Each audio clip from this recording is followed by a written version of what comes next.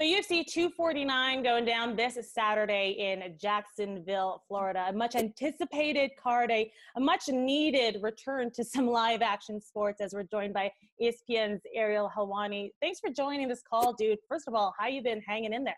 I've been great. Yeah, no problem. It's great to be here. A lot of people have been saying to me, hey, have you enjoyed the time off? And have you been watching shows? Quite frankly, I feel like the UFC hasn't really stopped, even though this is their first event in 2 months, because they tried to do that event in April and there's been all kinds of news throughout the past 2 months. So it's been actually, honestly, kind of busier than usual. So kind of crazy with no events. But yes, I'm excited about this Saturday. Yeah, kind of like with COVID, the daily news cycle changes for you guys. So you have been busy. But are you going to Florida or is it just the immediate broadcast team? Yeah, no, I will not be there, and my colleagues from ESPN won't be there, but the broadcasters, of course, will be there. John Anik, Joe Rogan, Daniel Cormier, but they will be sitting in different corners of the cage. They won't be sitting next to each other like usual. And I think a couple of media members are going, but for the most part, everyone covering it from home. So how have you had to pivot and adjust how you do your work? Honestly, it hasn't been that much different. I mean, I'm in my home and not at a studio.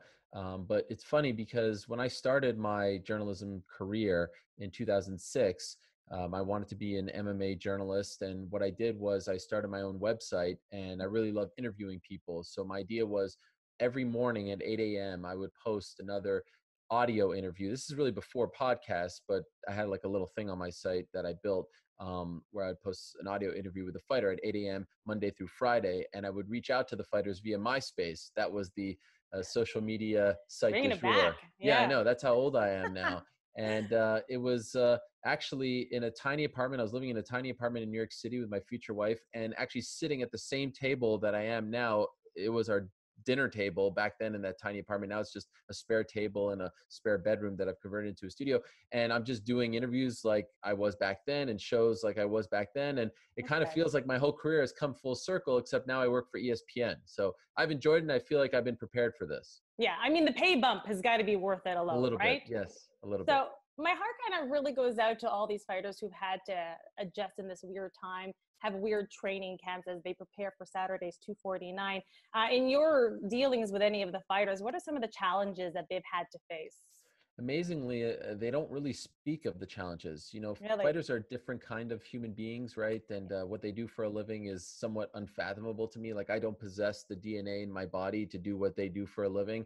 And it seems like they really enjoy the idea of the world watching them and fighting in the midst of a pandemic. They're just kind of Wow. wired a different way. I was just talking to Michelle Watterson, who's fighting on Saturday, and she said, "Yeah, I was training for the most part at my home gym, but my coaches would come to me, and my husband is my boxing coach, so it's not been that much different." I was talking to Right. Jeremy Stevens, who's fighting on this card moments ago as well, and he's like, "Yeah, I love this. This has been great. No problems, no difference." And you talk to them, and you're like, "Are you guys aware of what's going on around us? Because it sounds like nothing's really changed in your life."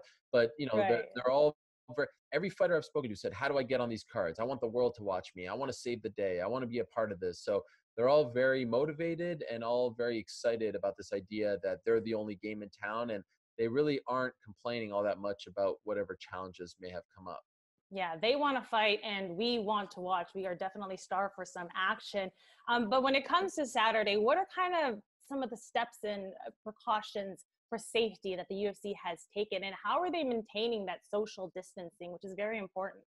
Yeah, so one of the big things that they've done is when the fighters check in, they have to go to a certain section of the hotel in Jacksonville, which has essentially been taken over by the UFC. Coincidentally, there's another pro wrestling promotion out there called AEW, All Mhm. Elite Wrestling. They're kind of the number two to WWE, and they're based in Jacksonville, and they have a live show Wednesday night. So at this hotel in Jacksonville, it's AEW pro wrestlers and UFC fighters. Coincidentally, I don't know how they both ended up in the same hotel, Oh but that's boy. the scene that I've been told is going down over there. And so the fighters have to go to this floor at the hotel, and they all get COVID-19 testing. A lot of them over the last 24 hours or so have been posting videos of them getting the swab up the nose and all this stuff. They seem to, again, take some sort of weird pleasure in all of this. Yeah, dude, I saw Tony Ferguson. He didn't even Yes, flinch. I He was know. just took it like a champ. Yeah, it's really weird. Very And weird. yes, it's like very uncomfortable to watch, but they're enjoying it. So more power to them. They also get the antibody test, which tells them Okay. whether or not they had COVID-19. They get those results in 10 to 15 minutes. They get the actual Wow. COVID-19 results in 24 hours. They take daily temperature checks. Just to make sure that they're okay. As far as fight night goes, usually they show up to the arena 2 to 3 hours before the fights. This time they're being told they'll have to check in 90 minutes before. They don't want a lot of fighters at the arena. They can warm up in their individual rooms. They each have their own saunas. So the UFC, Wow. I Okay. will admit, I had some concerns and questions regarding whether or not they'll be able to do this the right way. It sounds like they're doing it the right way. Social distancing, you ask, I continue to see fighters, hugging their cornermen and their coaches, and it doesn't seem like they're being Right. extra cautious. But as far as testing goes, from the UFC's perspective, it seems like they're doing a good job. Yeah, Dana is, he's always a confident guy, but he's obviously exceptionally confident about putting on this fight card. And not to get too far away from 249, but he's putting on 3 fights in 8 days, which is kind of mind blowing. But you got to think that everyone's going to be watching this, everyone's going to be scrutinizing, other commissioners and other leagues will be taking note. Do you think that maybe this will kind of inspire and galvanize other leagues and sports to get the ball rolling, per se? To a degree, but I think they all have their own plans, and they have to be a little more cautious, quite frankly, than the UFC. The UFC is owned by a single entity. Well, they have investors, but there's no commissioner Sure. of the UFC. There's no, ownership group, board of governors. There's no fighters association. So Dana could kind of call the shots. Yeah. Obviously, it doesn't work like that in the NBA, NHL, etc. So it's a little different, but of course, I'm sure they're taking note of it. And Dana is on this task force that was made by the president of the United States, Donald Trump, who's a good friend of Dana White. So he's sort of, looked to Dana to be the one to kind of kick this off and reignite sports in North America. And, if you know Dana White, he loves this sort of thing. He has always wanted the UFC to be, talked about along the same lines as the other major sports. And I think he loves Yeah. the idea of everyone counting him out or questioning him, and being the only game in town, I think, is very appealing to him. So this is something that, I've even noticed over the past couple of weeks, knowing and covering him for a long time. There's a different kind of pep in his step. He seems very Sure. motivated right now. And so, Yeah. he likes this. I think he's thriving off all this, and the fighters are as well. And obviously, there's a lot of pressure on their shoulders. If someone gets sick, there'll be massive repercussions. But right Yeah. now, as you said, he seems very confident that he'll be able to pull this off. I mean, there's going to be so many eyeballs and people who don't normally watch the sport because it's the only show in town on Saturday. But with that in mind, this card is just stacked from top to bottom, bottom to top. It is legit, dude. But how would you kind of explain to people who don't normally watch the UFC how big this card is, and what's one of the storylines that intrigues you the most? Well, top to bottom, look, the UFC does 42 events every calendar year now. There was a time when they would do 8, 14, 20. And, as a result of that schedule expansion, the cards have gotten a little watered down. Sure. But this is one of those old school cards where it feels like every fight on the card is intriguing, has, known fighters attached to it, storylines attached to it. So it's a bit of a throwback. And yeah, you're right. It is really good. It's a lot of fun. I mean, top to bottom, there's so many good fighters. But if I had to pick two guys on the roster right now who are kind of crazy enough and entertaining enough and fun enough to, as you said, galvanize us and get us excited and get everyone pumped up and entertain us, and almost, are surefire bets to produce a fun fight, it would be the two guys who are headlining this fight card. It's Tony Ferguson and Justin Gaethje. Like, those guys are just different. They love to Yeah. throw caution to the wind. They are very fun. They are unorthodox. They are at times reckless, but that's entertaining. They are, for the most part, strikers. And, Justin Gaethje has fought 6 times in the UFC, 7 fight night bonuses, which means he always delivers. Tony Ferguson hasn't lost in 8 years. He's won his last 12 fights in a row. And it's a fight that has really important implications attached to it because they're Yeah. fighting for the interim lightweight title. But really, the winner of this fight could be next for Khabib Nurmagomedov or Conor McGregor. So that's a great story at the top of the card. The fight that I'm most intrigued by is Dominic Cruz versus Henry Cejudo, the co-main event. Dominic Cruz hasn't fought in almost 4 years. In my opinion, he's the greatest bantamweight champion in the history of the sport.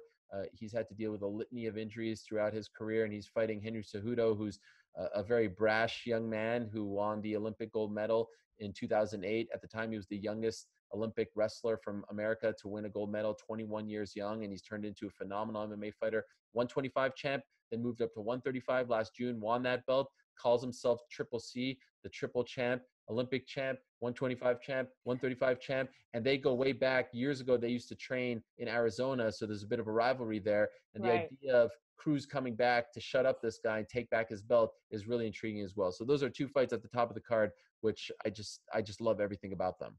Yeah, CEJUDO is on this mission to knock down anyone who ever meant anything in the bantamweight division, right? But I'm trying to, for Saturday, not look too far ahead in the future and just enjoy seeing Dominick Cruz back in the octagon. But my mind always goes to, well, what if he wins? Does this mean he's back? Will he defend his belt? Will he win and like disappear like GSP did? Or what if he loses? Like, what does that mean? And will he retire? What does this mean for his legacy? So like, talk me off the shelf here. Like, can I just enjoy the moment and seeing Dominic back in the octagon? I would suggest doing so, and I would also suggest doing so for the main event as well, because a lot of people are wondering who's going to win in that fight, and then is he going to get the winner of or Khabib or Conor, or this and that. Like, just enjoy these fights for now. We can worry about that on Monday, right?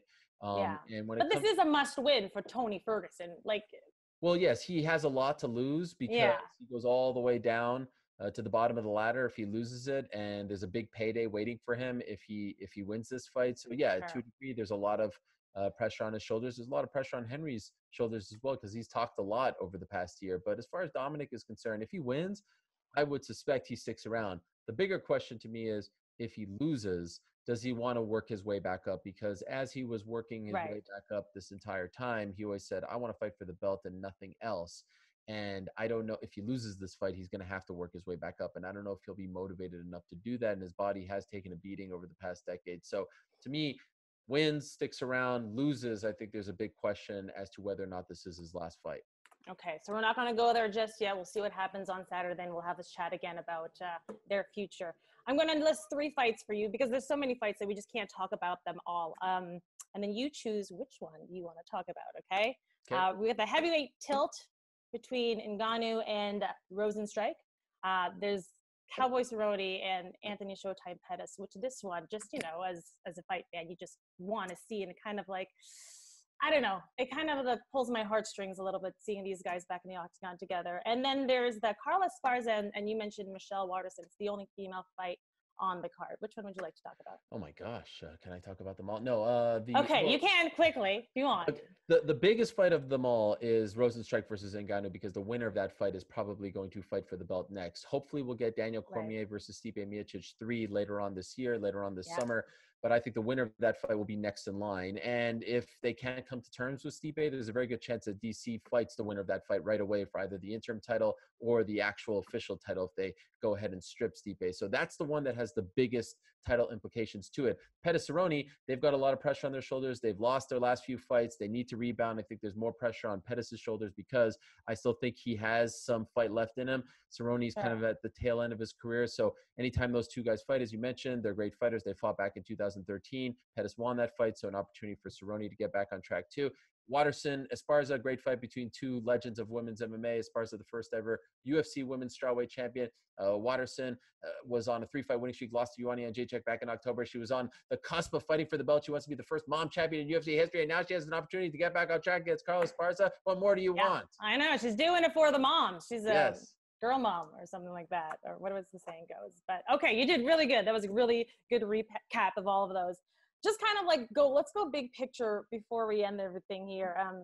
Big picture UFC 249, without sounding too dramatic, when you think about everything that it took to make this card happen and kind of what it means and what it symbolizes, is this the most important card that the UFC, or I should say event, is this the most important event that the UFC has put together?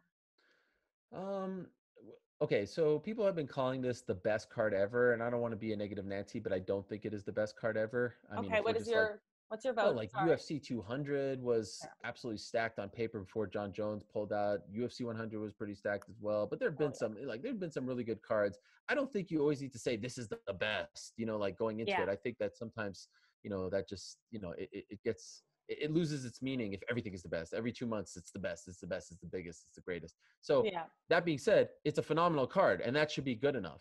But to your question about importance, yeah, it is very important because what we're living in right now is a very historic time that we'll never forget, and people will be talking and writing about this time that we're living in for many, many years, centuries, and they Sure. will look to this event as the first one. It was essentially the first one. There hasn't been a major sporting event in North America for 2 months. And they're the first. And so more power to them. And that's why I say there's a lot of pressure on their shoulders, because if, Yeah. God forbid, someone gets sick or if this goes wrong for whatever reason, there's going to be some repercussions. So far, so good. And that Dana White will be taking a very long victory lap if everything goes well. And he's very confident. And I hope that that's the case, because I don't want to see anyone get sick. No. People will remember this, no doubt about it. And that's why I think a lot of the fighters wanted to fight on this card and be a part of this, because they want to be remembered. This is what fighters strive for, these moments when the world is watching them and they can rise to the occasion and be Yeah. these gladiators, these superheroes. So this one will be remembered for a long time. And I just hope that it goes off well and that we'll remember it for good reasons and not bad. Absolutely agree to that. So where were you going to be watching this, all 7 hours of action, or however long it's going to be? Yeah, pretty much in this chair, just facing that way, because there's a TV to my left. So Okay. if you're curious what the scene will look like at my household, it will be this. I will not be there, unfortunately, and it's been a while since I missed a pay-per-view in person. But Yeah. here I am, and for the people at home, I feel like we're kind of accustomed to now covering things at home, and we won't get certain things, but for the most part, they won't be missing out on too much. Yeah, we really are in this all together. Like, we really are. Ariel, I know you're going to be a busy guy this week and for the weeks to come, because Dana's got a lot of fight cards on the docket. Thanks for taking the time, and stay safe, bro. Let's talk again soon. Thank you so much. I appreciate it. You too. Take care.